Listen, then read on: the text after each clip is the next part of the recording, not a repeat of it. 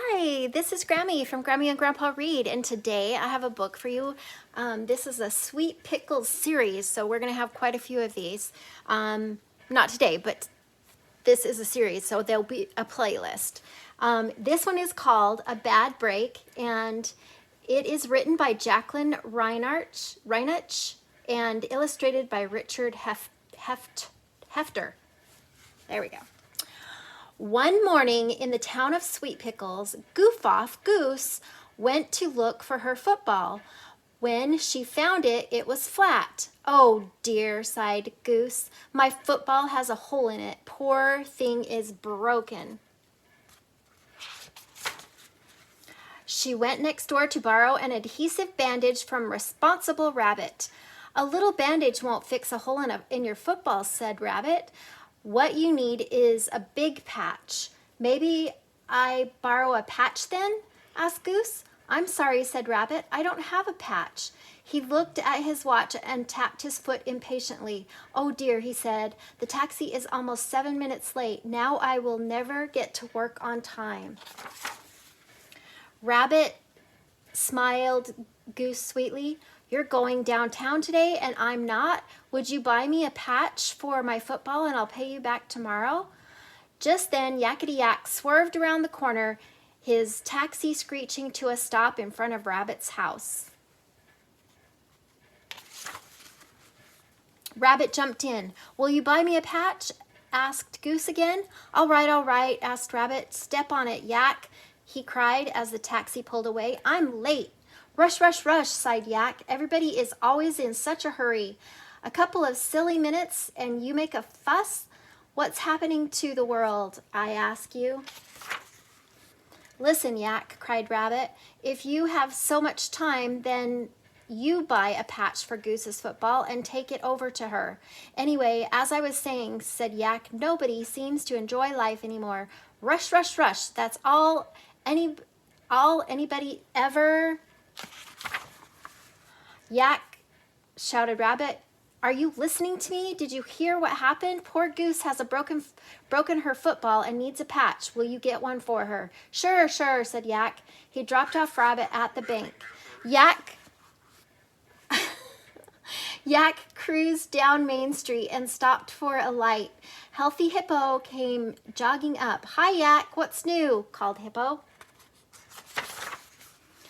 Yak leaned out the window. "Say," he said, "did you hear what happened to poor Goose? She broke her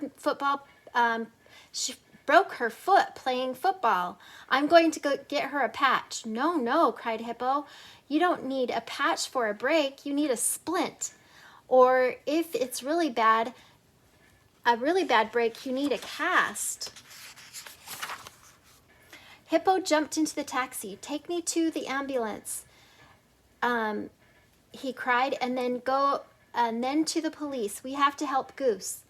Yak stepped on the gas and swerved around the corner. Worried Walrus and Positive Pig were walking their bicycles across the street. Yak honked. "Out of our way," he shouted. "It's an emergency." "What's going on?" asked Walrus. "Did you hear what happened to poor Goose?" yelled Yak. "She had a bad break and..." "No time for talking," shouted Hippo. "Goose can't move without help. Hurry." Okay, grumbled Yak. They sped off. "Oh, I'm worried," cried Walrus. "Poor Goose, that is a bad break, having to move without help. I'm sure we can help her." They jumped on their bicycles. "Come on," they shouted. "Let's go on and help her get the moving van for her." Pig and Walrus pedaled up the street, almost bumped into intimidating Iguana. "What's going on?" asked Iguana. "Oh, whoa," moaned Walrus. "Goose had a bad break and can't move without help. We're going to help her." They rode off. "Me too, I want to help," cried Iguana. She ran to the nearest telephone booth and called Clever Camel. "Did you hear what happened to Goose?" said Iguana. "Her car had a bad break and she can't even move it. We'd better get over there with the tow truck right away," said Camel. See the fire truck? Oh no, that's the tow truck. Everybody told everybody else that Goose was in trouble. Sirens were welling, horns were honking, bells were clanging. The whole town rushed to Goose's house.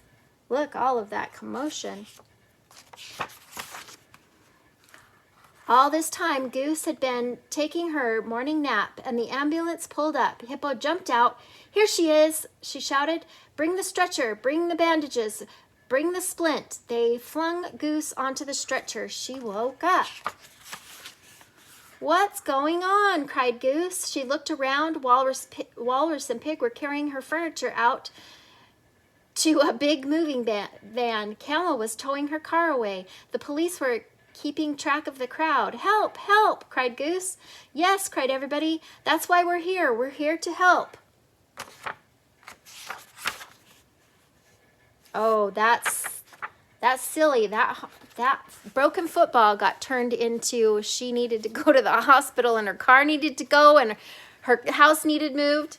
And I wanted to show you something in here that you might not even know what it is.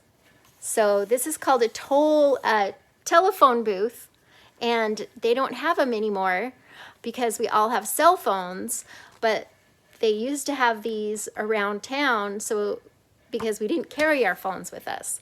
So I just wanted to point that out to you. I hope you like this book. Please subscribe to our channel and like the video.